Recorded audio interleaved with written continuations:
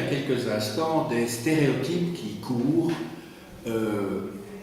un petit peu partout concernant certaines régions dans le monde et en particulier en Europe. Je crois que ce serait intéressant de nous interroger plus particulièrement sur le cas du royaume de Naples au XVIIIe siècle.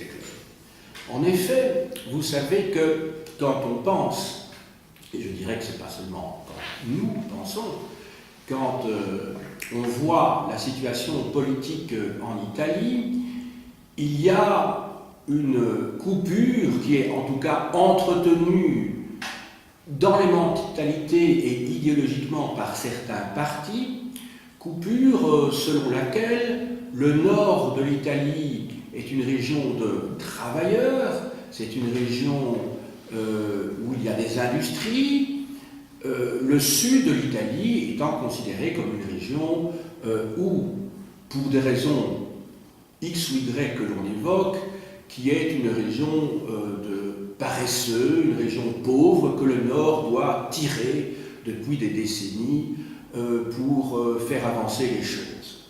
Il y a même des partis qui ont été créés dans le nord de l'Italie et qui visent à créer une véritable république padane, c'est-à-dire une république qui se trouverait le long du Pô, un fleuve le long duquel toute une série de villes se sont développées grâce aux industries, depuis Turin, en passant par Milan et en allant jusqu'à l'Adriatique. Il y a la fameuse Ligue du Nord qui défend justement un programme allant dans ce sens. De plus, l'Italie du Sud a la mauvaise réputation d'être liée à une économie parallèle. Dans les mentalités nouveaux, il y aurait, et c'est peut-être partiellement fondé d'ailleurs, des activités économiques souterraines, ce qu'on appelle le travail au noir, qui seraient vraiment très importantes, qui proliféreraient. Et vous savez qu'il y a aussi l'idée selon laquelle, c'est plus qu'une idée, c'est même une réalité, mais qui est évidemment grossie par les gens qui veulent l'indépendance du Nord. Il y aurait donc d'une part la mafia et d'autre part la camorra qui sévirait donc pour la première en Sicile et pour la seconde donc dans le sud de l'Italie continentale, à Naples et alors dans la région de la Calabre, pour parler de la camorra. Voilà, donc ce sont des organisations considérées comme, comment dirais-je, comme dangereuses, pas seulement quant à l'organisation d'économie, parce qu'elles détournent à leur profit des montants extrêmement importants, mais parce que ce sont des organisations criminelles. Donc je parle bien de la mafia et de la camorra. Maintenant, là où l'historien peut intervenir, c'est d'essayer de comprendre pourquoi un certain nombre de lieux communs se sont installés et quel peut être le support, je dirais, et je dirais même plus, l'infrastructure économique et sociale qui, comment dirais-je, oui, supporte véritablement cette vision des choses. Quand je dis cette vision des choses, je n'ai pas dit qu'un certain nombre d'éléments qui viennent d'être évoqués sont faux. Effectivement, il y a de grandes villes industrielles dans le nord. Effectivement, dans le sud, il y a des organisations criminelles. Ça, c'est pas faux. Mais le problème, c'est d'essayer de comprendre pourquoi les gens du nord ont une vision tellement... une partie, en tout cas, de ces gens du nord ont une vision tellement négative par rapport au sud, ce que l'on appelle le midi en français, en italien, c'est le mezzogiorno. Mezzo, ça veut dire moitié. Et giorno, ça veut dire le jour, donc c'est bien le midi, le milieu du jour, le mezzogiorno. Voilà. Alors il m'a semblé intéressant de faire une incursion comme ça dans le XVIIIe siècle, pour voir un petit peu comment l'économie, la société est organisée. Mon sujet du jour va donc porter sur l'économie et la société à Naples, à la fois dans le royaume de Naples et dans la ville de Naples, au XVIIIe siècle, à l'époque de la dynastie bourbonienne. Je ne vais pas aborder ici le problème des institutions, ce sera le sujet du prochain cours de vendredi. Donc le cours de vendredi portera sur les institutions à Naples au XVIIIe siècle. Donc ici, je vais m'attacher plutôt aux infrastructures économiques, à la société napolitaine et du sud de l'Italie, donc au XVIIIe siècle, et plus particulièrement à partir de 1734. Alors, pourquoi 1734 ? 1734 parce que c'est le moment où Charles de Bourbon, qui est le fils du roi d'Espagne Philippe V, va, dans le cadre de la guerre de succession de Pologne, chasser les Autrichiens qui s'y trouvaient depuis la guerre de succession d'Espagne, c'est-à-dire depuis la première décennie du XVIIIe siècle, donc depuis, je dirais, une bonne vingtaine d'années, 25 ans. Il va donc chasser l'armée autrichienne et s'installer donc comme roi de Naples. Alors tout de suite, le jour même de son installation, le roi d'Espagne, son père, Philippe V, a bien expliqué, pour ne pas avoir évidemment les puissances européennes sur le dos, que lui-même n'allait pas exercer la souveraineté sur le royaume de Naples. Donc son fils devient roi de Naples, lui est roi d'Espagne, mais il n'est pas comme à l'époque de la dynastie des Habsbourg qui régnait sur le sud de l'Italie jusqu'en 1700, jusqu'à la mort de Charles II, hein, il ne va pas l'Espagne ne va pas exercer sa souveraineté. Donc il faut savoir qu'au XVIe et au XVIIe siècle, le sud de l'Italie, la Sicile, ce sont des territoires qui sont dirigés par les Espagnols. Il y a même eu un soulèvement célèbre en 1647 des Napolitains contre les Espagnols, c'est le soulèvement de Masaniello, M-A-S-A-N-I-E-2-L-O, Masaniello, qui est en fait un Lazzaro, c'est-à-dire un petit brigand, un mendiant, si vous voulez, enfin quelqu'un qui appartient à la plus basse classe à Naples, qui a soulevé la ville de Naples contre le vice-roi d'Espagne. Parce qu'à ce moment-là, le royaume de Naples était dirigé par un vice-roi du roi d'Espagne qui lui séjournait à Madrid, bien entendu, et à Naples, il y avait donc un vice-roi. À partir donc de 1734, Charles de Bourbon devient roi, enfin il s'autoproclame roi de Naples, tout en étant parallèlement roi de Sicile. Il faut savoir qu'il y avait deux royaumes dans le sud de l'Italie. Il y avait le royaume de Naples et le royaume de Sicile. Il faudra attendre 1815, c'est-à-dire il faudra attendre le lendemain du congrès de Vienne, pour que le roi, qui est en même temps roi de Naples et roi de Sicile, se voit conférer le titre de roi des deux Siciles. Les deux Siciles, c'est-à-dire le royaume de Naples et le royaume de l'île de Sicile, proprement dit. Entendu? Voilà. À l'époque qui nous intéresse, donc, le roi Charles de Bourbon est donc roi de Naples. Moi, je ne vais m'intéresser qu'à son royaume de Naples, et je ne vais pas m'intéresser à l'autre royaume dont il est aussi roi, c'est le royaume de Sicile. Donc, il n'y a pas de fusion entre les deux.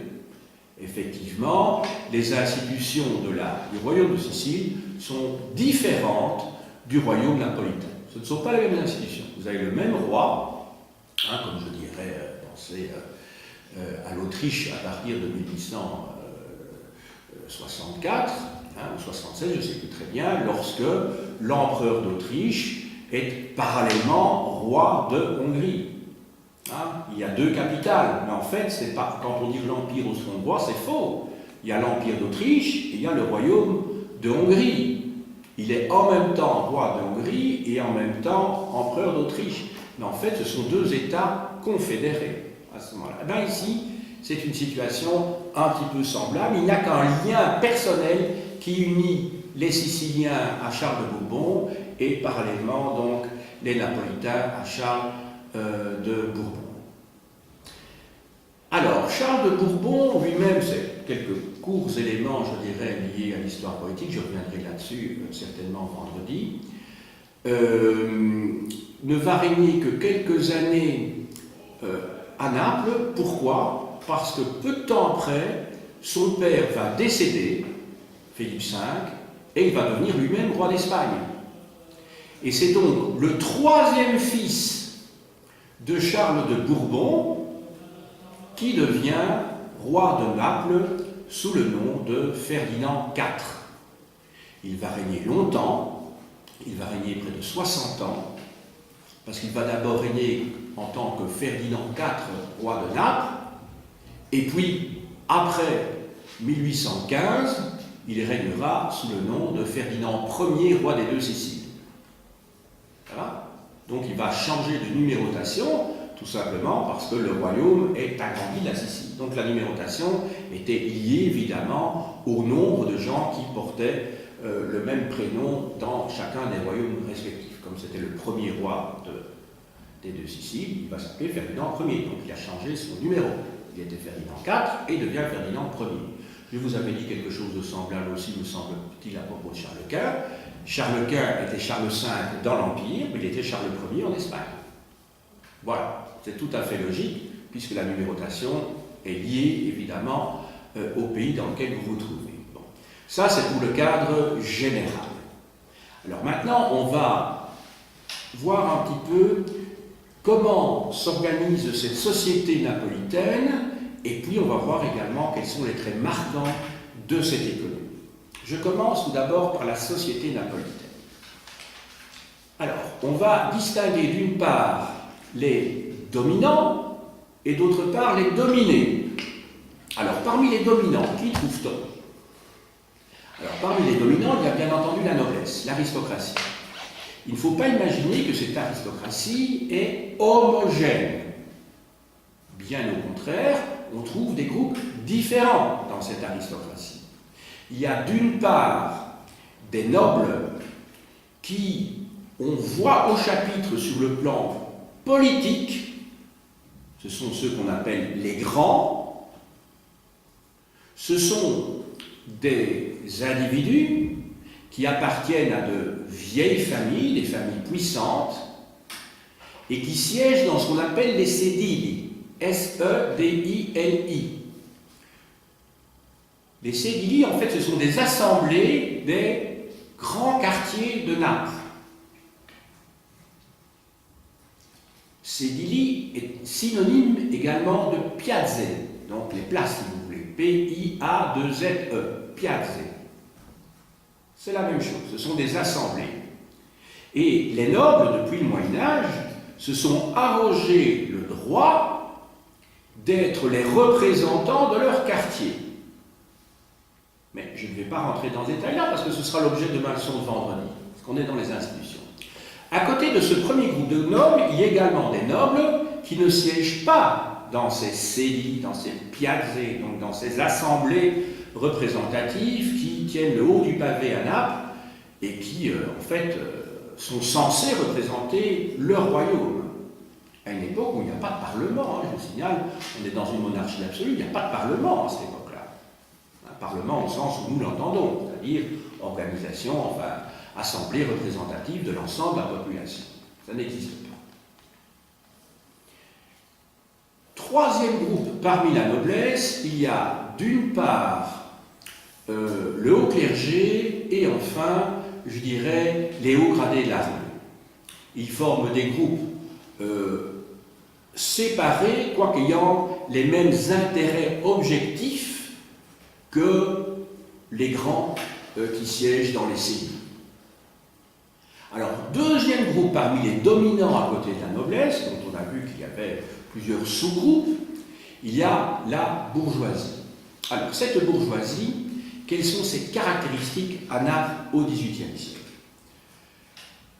Première caractéristique, c'est que cette bourgeoisie, contrairement à ses équivalentes du nord de l'Europe, eh bien, cette bourgeoisie n'investit pas ses capitaux dans l'industrie, et là c'est très important par rapport à la mise en situation de tout à l'heure, j'étais en train de vous expliquer que justement les stéréotypes sont fondés en général sur des éléments qui appartiennent aux infrastructures économiques et sociales, et bien en fait cette bourgeoisie n'investit pas ses capitaux dans l'industrie, on va voir qui investit dans l'industrie tout à l'heure, mais elle détient toutefois un pouvoir. Et son pouvoir est essentiellement politique et surtout administratif. Je vous ai dit que les nobles ont un pouvoir politique. Voilà, je l'ai exposé il y a quelques instants. Et les bourgeois occupent tous les postes de la haute administration et de l'administration tout court. Et donc, ce sont eux qui sont chargés d'exécuter ou de faire exécuter à plus petit qu'eux les décisions qui viennent d'en haut. Or, vous savez que dans une chaîne de pouvoir, les intermédiaires peuvent avoir un rôle extrêmement important. Si vous avez un petit peu de mémoire, ce qui est certainement le cas, vous vous souviendrez que lorsque je vous ai expliqué la situation institutionnelle de Venise entre le XIIe et le XVe siècle, je vous ai expliqué la même chose.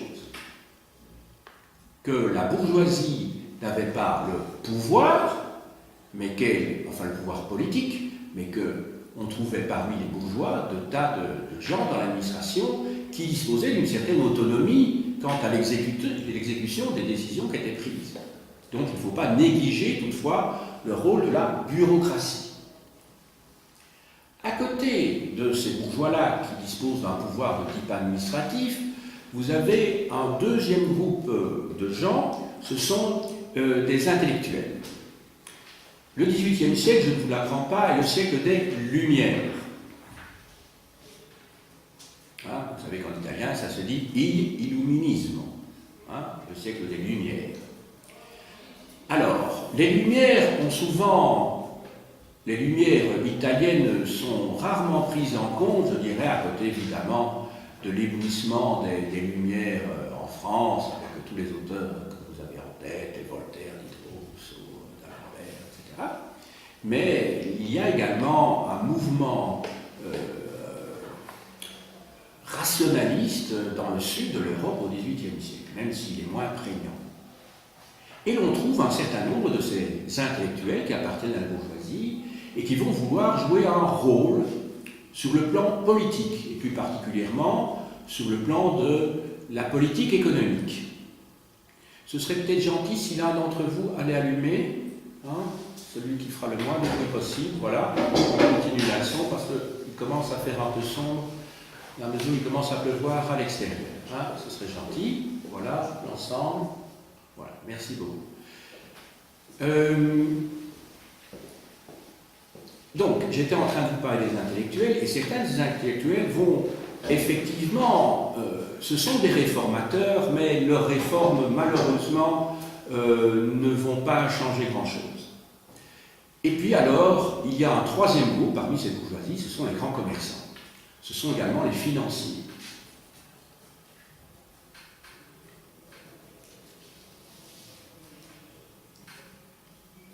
On va passer maintenant au groupe des dominés. Donc je vous rappelle que dans le groupe des dominants, il y avait d'une part la noblesse et d'autre part la bourgeoisie. Ces gens-là possédaient un pouvoir. Ce pouvoir pouvait être divers, varié, il pouvait s'agir de pouvoir politique, de pouvoir économique, voire d'un rôle d'influence sur le plan intellectuel. Maintenant, on va donc aborder un deuxième groupe, ce sont donc les dominés. Le groupe des dominés, là aussi, je vais le diviser en deux catégories. Il y a d'une part des travailleurs et ceux qui ne travaillent pas ou qui trouvent difficilement du travail. Et là, on va revenir peut-être à cette notion de stéréotype qui perdure concernant donc la ville de Naples et le sud de l'Italie ou de la Sicile à l'heure actuelle.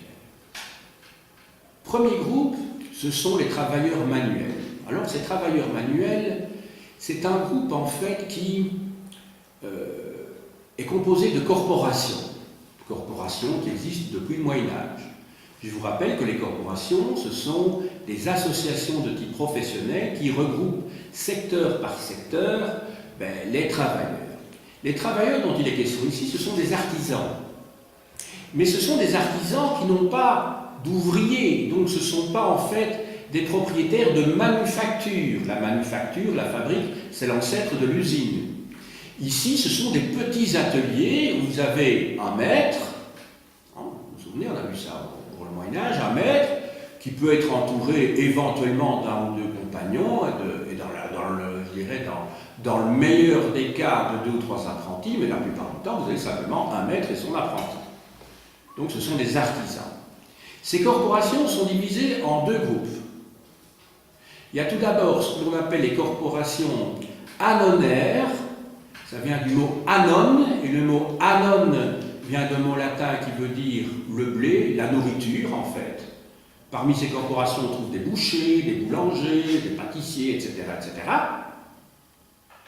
Et à côté de ça, vous avez des corporations qui sont liées, je dirais, aux métiers mécaniques. Qu'est-ce qu'on trouve dans les métiers mécaniques? Eh bien, je ne sais pas, moi, bon, il faut réfléchir un petit peu.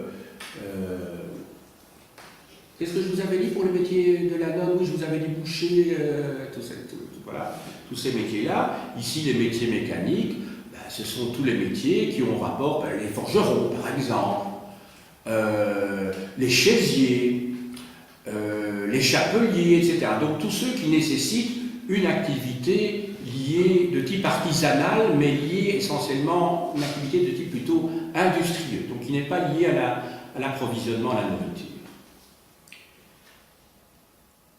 Ce groupe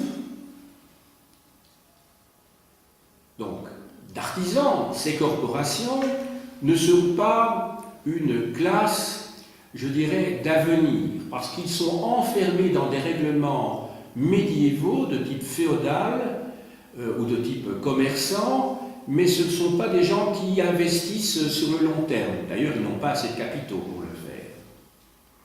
À côté de ça, parmi le groupe que j'ai appelé les travailleurs, vous avez alors un groupe qui est extrêmement nombreux, et c'était le cas dans toutes les sociétés d'Ancien Régime, mais en particulier à Naples. Je vous ai dit, c'est valable pour d'autres régions. À Bruxelles, c'est la même chose, à Paris, c'est la même chose.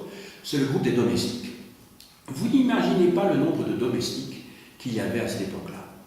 Les domestiques, c'est quoi? Ce sont des gens qui travaillent pour un patron, la plupart du temps un noble, bien entendu, mais il y avait une pléthore de domestiques qui travaillaient pour ces catégories-là.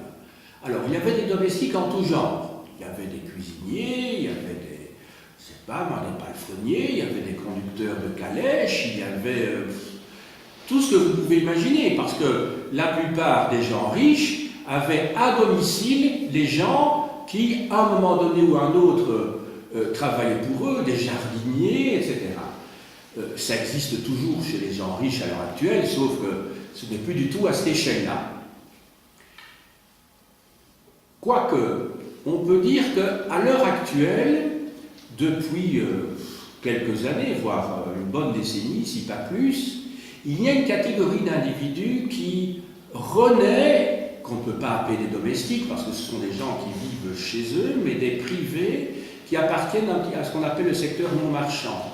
C'est-à-dire, de plus en plus, les activités de service à domicile se développent, tout simplement parce que la population, l'espérance de vie de la population augmente et que les personnes âgées ont besoin d'infirmiers, de tas de gens qui viennent à domicile pour les aider, des aides ménagères, qui travaillent de plus en plus, qui sont des privés, mais ça peut être également des gens qui bénéficient, je dirais, chez nous c'est ce qu'on appelle les titres-services, et qui ne sont pas des domestiques, qui ne travaillent pas dans la maison, dans la domus, mais qui pratiquement reviennent, si vous voulez, sur le marché depuis une bonne dizaine d'années, peut-être même 15 ans, et donc ça devient de plus en plus fréquent. La même chose pour la garde des enfants.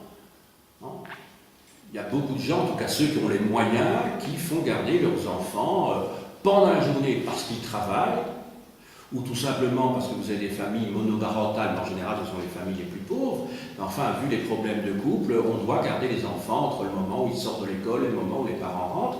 Donc il y a de plus en plus de gens qui font appel à du personnel qui n'est pas du personnel de domestique au sens de l'Ancien Régime, mais qui ont des statuts un petit peu particuliers, souvent précaires, la plupart du temps, puisqu'il s'agit rarement, enfin, dans un certain nombre de cas, il ne s'agit pas de personnel qui fonctionne avec des contrats. Et souvent, quand ce sont des contrats, ce ne sont pas des contrats, je dirais, qui sont particulièrement alléchants.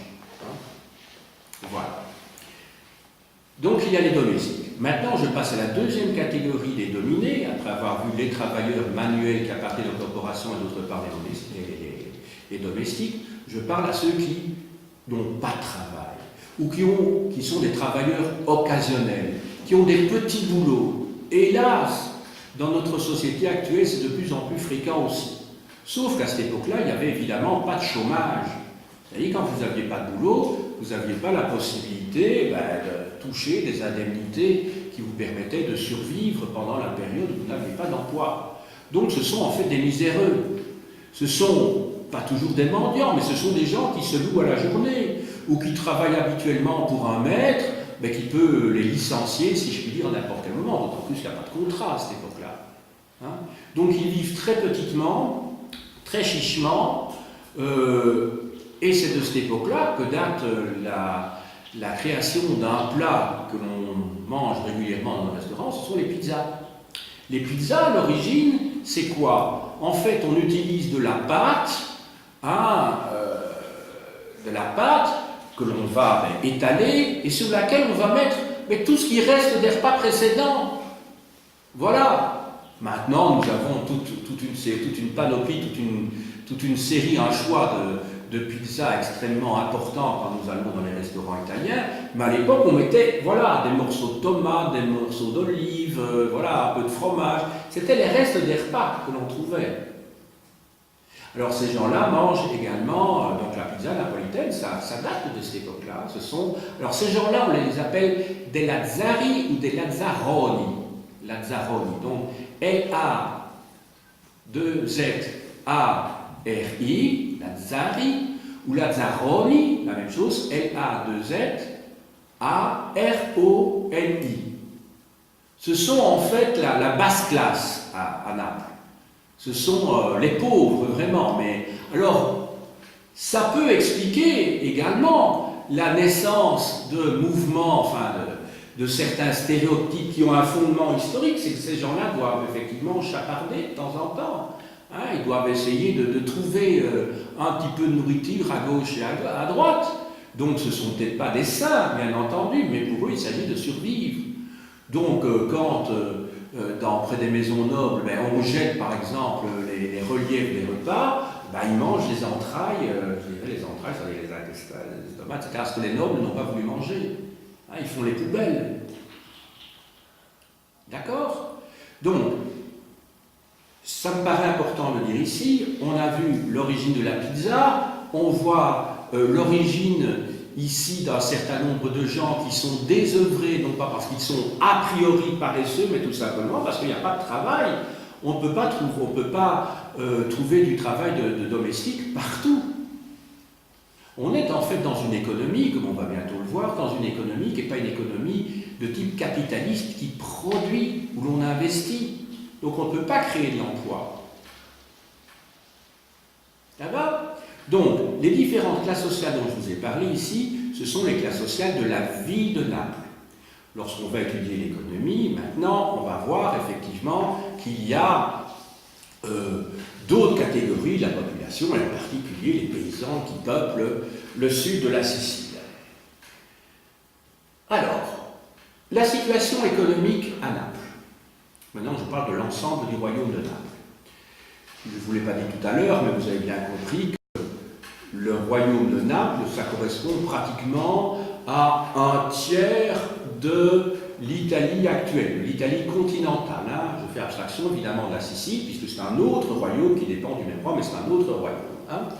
Alors, c'est en fait la partie sud de l'Italie, qui a pour capitale la ville de Naples, et qui se trouve juste au sud des États pontificaux, les États pontificaux qui partaient de la mer Tyrrhénienne à l'ouest et qui aboutissait dans la région de Ravenne donc, à la mer Adriatique, qui coupait l'Italie en deux. Et puis alors dans le nord de l'Italie, vous aviez le Grand-Duché de Toscane, alors des petits duchés qui subsistent à cette époque-là, comme le duché de Parme. Vous aviez le royaume de Piémont et vous aviez la République de Venise. Voilà, et vous aviez encore la Lombardie également, hein, qui est en fait une partie du duché de Milan de la Renaissance et du XVIe siècle. Voilà. Mais donc le royaume de Naples, c'est l'État le plus important en surface de l'Italie. Alors, premier secteur que nous allons considérer, nous sommes dans une société pré-industrielle, donc on est avant la révolution industrielle qui viendra plus tard, et Naples sera en retard par rapport au reste du continent, et en particulier par rapport au reste, par rapport au nord de l'Italie. Ce royaume de Naples comprend une population à la fin du XVIIIe siècle qui est aux environs un petit peu moins de 5 millions d'habitants. Pour le royaume de Naples, ça va, à la fin du XVIIIe siècle. Vous devez vous dire qu'il y a 1 300 000 habitants qui habitent à Naples et dans ses alentours, dans sa banlieue. Donc vous voyez qu'on est dans un état un petit peu particulier où la capitale, c'est-à-dire la tête du royaume, étymologiquement, est disproportionnée par rapport à l'ensemble du territoire, puisqu'il y a pratiquement entre un quart et un tiers de la population du royaume qui vit dans la capitale. C'est énorme. Ça veut dire que les campagnes sont dépeuplées. Il y a quelques petites villes, oui, mais les campagnes sont dépeuplées. Donc vous avez en fait un royaume où vous avez une énorme tête avec un corps qui est extrêmement mince. Sur le plan démographique. Ça correspond également à la situation sur le plan économique, bien entendu. Dans la campagne, on pratique l'agriculture. Ce n'est pas un scoop. Quel type d'agriculture est pratiquée? Eh bien, souvenez-vous, c'est un héritage de l'Empire romain. Je vous avais expliqué en première que la villa romaine était une spécificité de l'Italie centrale. C'était une spécificité du Latium, la région de Rome donc, et une spécificité de la Campanie. Par contre, le sud de l'Italie était en fait composé de grands domaines, les latifundia, que l'on retrouvera à partir du XVIe et du XVIIe siècle en Amérique du Sud, au Mexique, au Brésil, un peu partout, en Amérique du Sud. Donc, les latifundia, ce sont de très vastes domaines, extrêmement importants, parfois avec des centaines, voire des milliers d'hectares, avec un grand propriétaire foncier, où l'on ne pratique pas une agriculture intensive. C'était d'ailleurs dans ces domaines-là, mais aussi dans la villa romaine, que l'on trouvait des esclaves dans l'Antiquité. Souvenez-vous, la révolte de Spartacus entre 73 et 71 avant Jésus-Christ, eh bien, ça se passe en fait, ça part de Capoue, Spartacus descend dans l'Italie, il veut traverser l'étroit de Messine, il doit remonter, et puis c'est là qu'il va se faire battre finalement par des légions romaines, mais tout ça, ça se passe dans le sud de l'Italie, l'expédition malheureuse de Spartacus qui était la tête de plusieurs milliers d'esclaves. Maintenant, nous sommes au XVIIIe siècle, les latifundia existent toujours. On a un type de propriété qui n'est pas du tout le même qu'en Italie centrale, c'est-à-dire les États du Pape, et surtout que dans l'Italie du Nord, la région justement, qui se trouve le long du Pô. Donc vous voyez que c'est intéressant de faire de l'histoire de longue durée. L'histoire, ça ne s'explique pas par les 2 ou 3 décennies qui précèdent. Parfois, il faut remonter plusieurs siècles en arrière, et parfois même plusieurs millénaires, dans le cas des latifundia. Il faut presque remonter presque de 2000 ans plus tôt. C'est quand même intéressant. Et ça, seule histoire peut vous apporter des lumières à ce sujet-là. Alors, maintenant, vous allez me dire, oui, mais pourquoi des latifons, des grands domaines dans le sud et pourquoi pas dans le nord? Alors, il ne faut pas expliquer ça uniquement pour des raisons climatiques, par la nature du sol, qui joue évidemment son rôle, mais essentiellement par la structure sociale. Des structures sociales qui sont figées.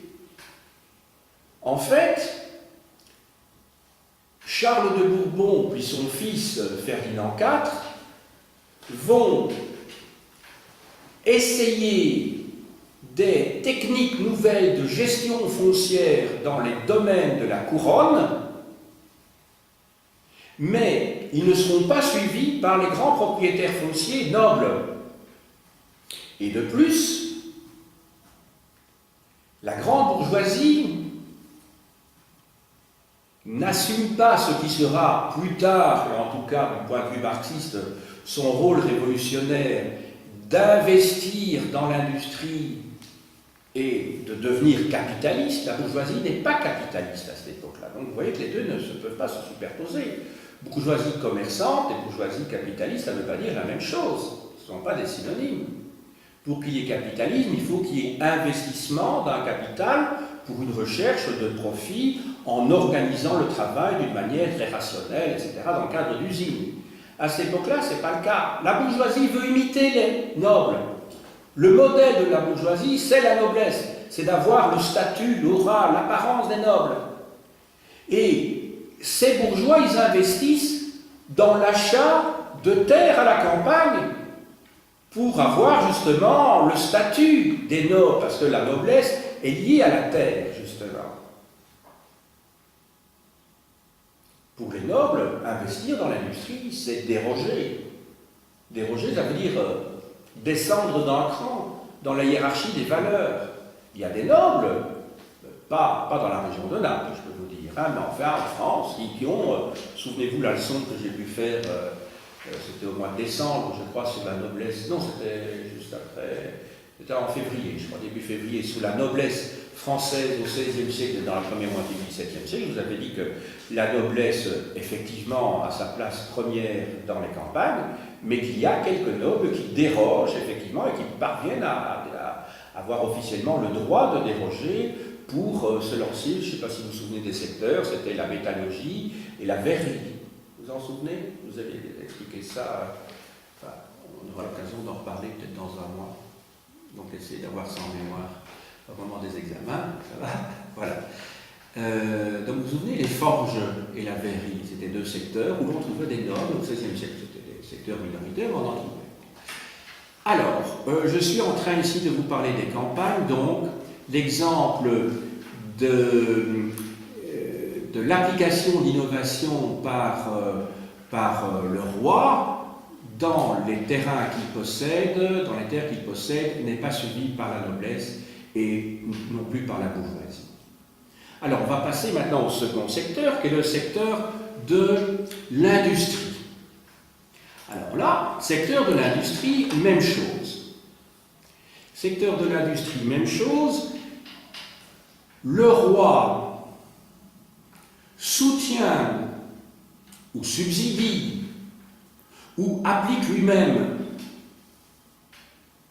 un certain nombre d'objectifs qui visent à créer des industries performantes. L'objectif du roi, contrairement à ce qu'on pourrait penser, n'est pas avant tout économique.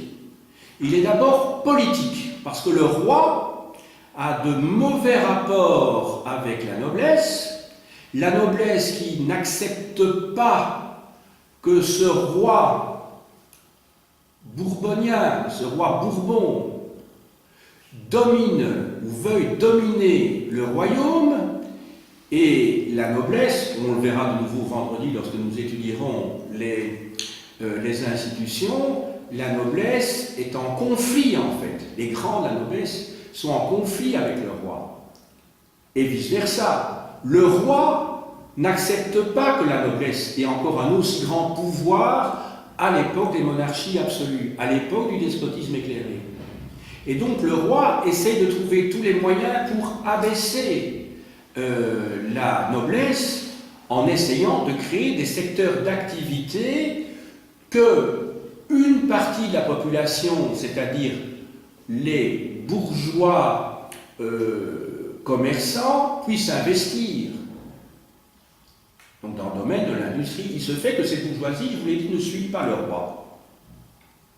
Il voudrait aussi, ce roi, que la bureaucratie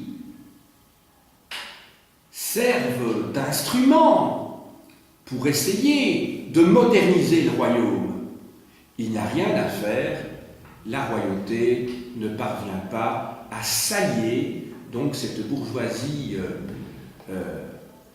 qu'il espère être éclairée, et d'autre part la bureaucratie éclairée aussi. Ça ne marche pas. Autrement dit, c'est l'idéologie nobiliaire qui prime. C'est elle qui domine, comme à notre époque, je ne peux pas vous expliquer quelle est l'idéologie qui domine, mais à cette époque-là, c'est l'idéologie nobiliaire, c'est-à-dire que les valeurs qui sont mises en évidence, ce sont des valeurs qui ne sont pas encore celles que l'on trouve dans d'autres parties d'Europe, et en particulier au nord de l'Europe. Bon. Alors, quels sont les secteurs où le roi investit ou subsidie ou prend l'initiative, justement, dans l'industrie? C'est d'abord le domaine des manufactures, des faïenceries, le corail, n'oublie pas quand même en Méditerranée, le corail, la soie. Il prend l'initiative également dans le domaine des mines, et en particulier des mines de fer en Calabre. Aux mines de fer sont évidemment associées une activité industrielle particulière qui est la sidérurgie. On voit que le projet du roi, à nouveau, n'est pas tellement économique, il est politique et militaire. Bien que le royaume de Naples ne soit pas un royaume belliqueux, il tient en tout cas à pouvoir se protéger, être sur la défensive, protéger ses côtes, d'où un quatrième secteur dans lequel le roi investit, ce sont les chantiers navals. On passe maintenant au troisième secteur, au secteur tertiaire, après avoir vu le secteur primaire, l'agriculture, le secteur secondaire, l'industrie. On va passer maintenant au secteur tertiaire, le secteur des services, et plus particulièrement, bien sûr, du commerce. Le roi, là aussi, prend l'initiative de développer et de moderniser des ports. Il y a un gros problème toutefois. C'est qu'une chose est de moderniser les ports, autre chose est de ne pas pouvoir modifier ce qui y transite. Or, quel est le commerce qui transite, quel est le trafic qui se déroule justement dans ces ports qui sont en voie de modernisation? Eh bien, en fait, c'est un trafic d'un pays sous-développé, je dirais du tiers-monde. Mais jusqu'à la révolution industrielle, l'Europe se trouve en grande partie dans le cas de, à part quelques exceptions notables, bien entendu, comme l'Angleterre, comme les Provinces-Unies, la France aussi, mais enfin, le sud de l'Europe, ce sont des pays sous-développés, c'est un petit peu des pays du tiers-monde. Or, qu'est-ce que les Napolitains, les habitants du royaume de Naples produisent? C'est essentiellement de l'agriculture, autrement dit, ils produisent du blé, ils produisent de l'huile, ils produisent de la soie, on l'a vu tout à l'heure, de la laine et du coton. Mais toutes ces matières sont vendues à l'état brut. Ce ne sont pas des matières transformées. Or, nous sommes dans la deuxième moitié du XVIIIe siècle. Nous savons rétrospectivement que l'avenir, ce sont les produits manufacturés. Or, ce qui rentre dans les ports napolitains du royaume de Naples, ce sont justement des produits manufacturés qui viennent de France, qui viennent des Provinces-Unies, qui viennent d'Angleterre, voilà, ou qui viennent de l'Italie du Nord. Donc, on est dans une situation déficitaire, une situation de faiblesse, puisque comme pour les pays du tiers-monde encore à l'actuel, ils vendent des matières premières brutes, donc vous avez compris que ce sont des produits alimentaire ou du textile, mais du textile qui n'a pas été traité. Ce n'est pas du coton qui sort sous forme de tissu, hein, c'est du coton brut qui va être traité ailleurs, et rentre dans le royaume de Naples des produits manufacturés, en particulier des produits anglais par exemple. Il faut savoir d'ailleurs, et c'est pas un hasard, que le premier ministre du royaume de Naples pendant plusieurs années après le célèbre Tanucci, T-A-N-U-2-C-I, qui gouverne pendant la minorité de Ferdinand IV et qui va être chassé, vous avez un premier ministre qui va avoir un rôle important et qui est un Anglais, c'est John Acton, A-C-T-O-N, John Acton. Donc un Anglais qui est Premier ministre. Il faut savoir que l'Angleterre va un peu coloniser, je dirais, la Méditerranée à la fin du XVIIIe siècle, au début du XIXe siècle. Pensez à Malte. Malte, ça va être une île anglaise. Les Anglais sont déjà établis aussi à Gibraltar à cette époque-là, hein, depuis le traité d'Utrecht de 1713. Les Anglais vont, comment dirais-je, partiellement coloniser le Portugal également, depuis le début du XVIIIe siècle. Même chose pour le royaume de Naples. Voilà donc pour le commerce. Alors, nous arrivons maintenant au retard de l'économie. Quelles sont les causes du retard de l'économie? Eh bien, il y a tout d'abord le fait, je l'ai déjà évoqué tout à l'heure, le fait que la bourgeoisie n'investit pas ses capitaux. Au contraire, elle a une attitude, je dirais, d'épargnant. Vous savez que pour relancer l'économie, on n'arrête pas de parler constamment du fait que les épargnants devraient investir dans l'achat d'actions, d'obligations, etc. Toutes les actions, bien sûr. À cette époque-là, ça ne se produit pas comme ça. La bourgeoisie, elle investit dans des terres, c'est-à-dire dans de l'immobilier, des choses qui ne bougent pas. Elle ne prend pas le risque, et la noblesse non plus d'ailleurs, d'investir dans l'industrie. Ça, c'est le premier élément. Le deuxième élément, j'en ai parlé tout à l'heure, c'est que l'économie du royaume de Naples, elle est concentrée dans la ville de Naples. Vous vous souvenez, je vous ai dit que près d'un tiers des habitants habitent, enfin un tiers, un bon quart, disons, des habitants du royaume habitent à Naples et dans ses alentours et font fonctionner l'économie urbaine. Ben, ces deux éléments-là expliquent structurellement le retard du royaume napolitain. Alors, si je devais conclure maintenant, je dirais que, très clairement, à l'inverse de ce qui se passe dans d'autres régions d'Europe, le royaume de Naples n'est pas sur la voie de la modernité, et modernité n'est pas synonyme, à mes yeux, bien entendu, de valeur positive. Je dis simplement de modernité sur le plan économique, dans la mesure où Naples n'est pas un pays qui a profité des initiatives royales, mais qui était intéressé sur le plan politique, je vous ai dit, dans un rapport de force avec la noblesse, pour se moderniser et surtout s'industrialiser. Le sud de l'Italie, à ce moment-là, rate le train. Et c'est pour ça que cette époque est tellement importante. Elle rate le train. Le train passe et le royaume de Naples, en tout cas les classes dirigeantes, les classes dominantes, ne prennent pas le train à temps.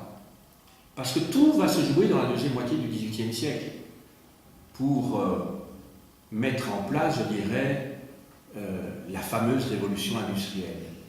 Et donc Naples ne prend pas à temps le train, elle va le payer cher, puisque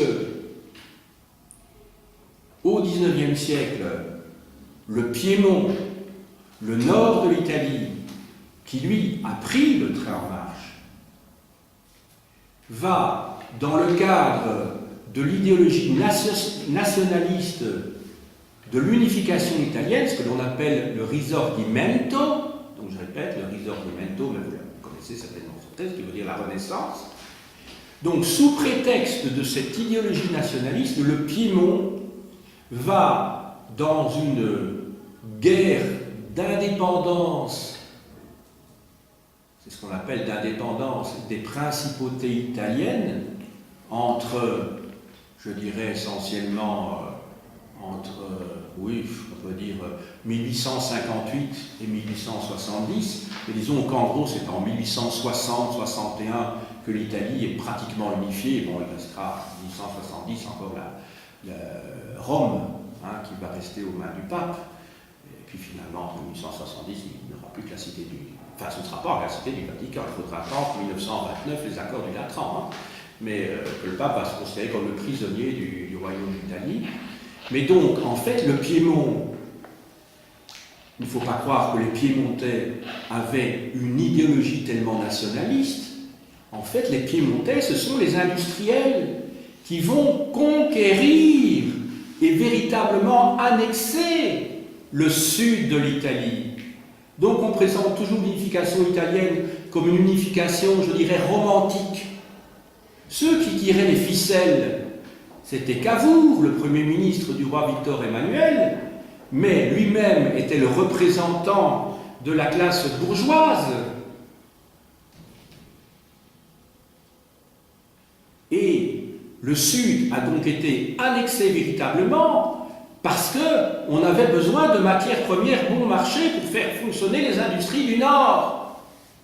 Et j'en arrive donc, la boucle est bouclée par rapport à mon sujet de départ, à ma mise en situation, si je puis dire, à mon introduction. Vous voyez d'où naissent les stéréotypes. Les gens du Nord, en fait, ils sont prétentieux vis-à-vis du Sud, mais en fait, ce sont les gens du Nord qui n'ont pas unifié dans le cadre d'un mouvement romantique l'Italie. Ils avaient besoin d'un arrière-pays pour avoir des ressources en matière première bon marché pour faire fonctionner les usines du Nord. Je vous montre maintenant quelques ouvrages, très rapidement. Je demanderai peut-être à un étudiant de descendre en bas, voir où se trouve M. De Vries, parce qu'il devait me donner un disque dur. Ce serait gentil. Merci. Mais je termine avec mes bouquins. Il se trouve dans le local, comment il s'appelle, de créativité. Là. Voilà. Il faut aller frapper à la porte, aller le trouver. Merci. Alors, je reprends ce que je disais. Donc, les livres maintenant. Un ouvrage général sur l'Italie de Jean Delumeau, l'Italie de Botticelli, hein, c'est-à-dire du XVe siècle, à Bonaparte. Il ne faut pas oublier que Bonaparte a été le premier roi, enfin, oui, il était roi d'Italie, Bonaparte, il ne faut pas oublier. On parle toujours des rois d'Italie et rois de Piémont, mais c'est lui qui a créé le royaume italien. C'est Bonaparte. Il avait d'ailleurs placé à Naples d'abord son frère Joseph, entre 1806 et 1808, et puis son beau-frère Murat. Alors, un ouvrage essentiel que je vous montre, c'est L'abolition de la féodalité dans le monde occidental, tome 1 et tome 2, c'est publié par le CNRS. Ce sont des ouvrages que je vous commande vivement. C'est un panorama des différentes situations des différents pays européens, et il y a un chapitre justement sur l'abolition de la féodalité dans l'Italie méridionale. Alors, l'ouvrage de base, bien sûr, pour ce cours, c'est de Luca Salza, rien à voir avec la danse à ma connaissance, Naples entre baroque et lumière, dites belles lettres des civilisations. De Chantal Grel, Herculanum et Pompéi dans les récits des voyageurs français du XVIIIe siècle. Il faut savoir que c'est effectivement au XVIIIe siècle que ces deux villes ont été dégagées, commencé à être dégagées. Alors, Giambattista Vico, donc Jean-Baptiste Vico, vie écrite par lui-même chez Grasset. Alors Vico, c'est le grand intellectuel, méconnu à son époque à Naples, un grand intellectuel qui était philosophe, historien, juriste et qui a écrit une Scienza Nuova, que je vais vous montrer dans un instant, dont l'édition définitive date de 1744, Principe d'une science nouvelle relative à la nature commune des nations, chez Nagel. Alors, Lombardie et Pays-Bas autrichiens, publié dans les études du XVIIIe siècle, édité par l'ULB en 2008. Alors là, vous avez plusieurs chapitres consacrés donc à la Lombardie au XVIIIe siècle. C'est un titre comparatif, c'est intéressant. Alors, de Françoise de Croisette, Venise au temps de Goldoni, même chose. Venise au XVIIIe siècle, à titre comparatif. Alors, un beau roman dont on a fait un film superbe du prince Lampedusa, le Guépard. Vous avez peut-être vu le film avec Burt Lancaster, Claudia Cardinale, si je ne veux pas faire le petit malin, parce que c'est une Italienne qui a beaucoup joué en France, et on la voit justement ici dans la fameuse scène du bal, où elle danse avec Burt Lancaster, et c'est dans cet ouvrage célèbre que le Tancrède, le neveu du prince, comment il s'appelle, le prince Salina, sort cette phrase que l'on sort souvent, qui est « il faut que tout change pour que rien ne change ». C'est une maxime qu'utilisent constamment nos hommes politiques. On fait croire que tout change, on parle de changement sans arrêt pour que rien ne change. Voilà. Et ça illustre très bien, ça se passe en Sicile, à Palerme, et ça illustre très bien mon propos d'aujourd'hui, c'est que la noblesse et la bourgeoisie vont faire alliance au XVIIIe siècle, et quelque part, c'est une impasse. En fait, c'est une voie sans issue. Alors, un grand écrivain du sud de l'Italie, Leonardo Sciascia, mort de l'inquisiteur, ça se passe au XVIIe siècle. Les petites chroniques du même en bibliopoche, grand écrivain italien. Et alors, il ne faudrait pas oublier quand même que le XVIIIe siècle a vu naître et fleurir dans le sud de l'Italie des grands compositeurs comme Pergolese, qui a composé le fameux Stabat Mater, alors Domenico Scarlatti, Cimarosa également, et alors, il ne faut pas oublier quand même que notre révolution de 1830, qui débute par une émeute de 25 août 1830, s'est faite à l'écoute d'un opéra au Théâtre de la Monnaie, c'est la Muette de Portici. Je le prononce à la française parce que le compositeur c'est Aubert, qui est un français, on devrait dire la Muette de Portici, si c'est en italien. Portici, c'est l'endroit où on va construire un palais au XVIIIe siècle, et ça replace les événements de 1647, où le fameux Masaniello, dont je vous ai parlé tout à l'heure, se révolte contre le vice-roi d'Espagne. Et c'est en écoutant cet opéra le 25 août 1830 que les bourgeois qui se trouvaient dans le Théâtre de la Monnaie sortent après un air célèbre qui est « Amour sacré de la patrie », délivre-nous, je ne sais plus très bien quoi, mais dans l'opéra, ce sont les Napolitains qui se révoltent contre les Espagnols. Et les bourgeois belges, les Bruxellois,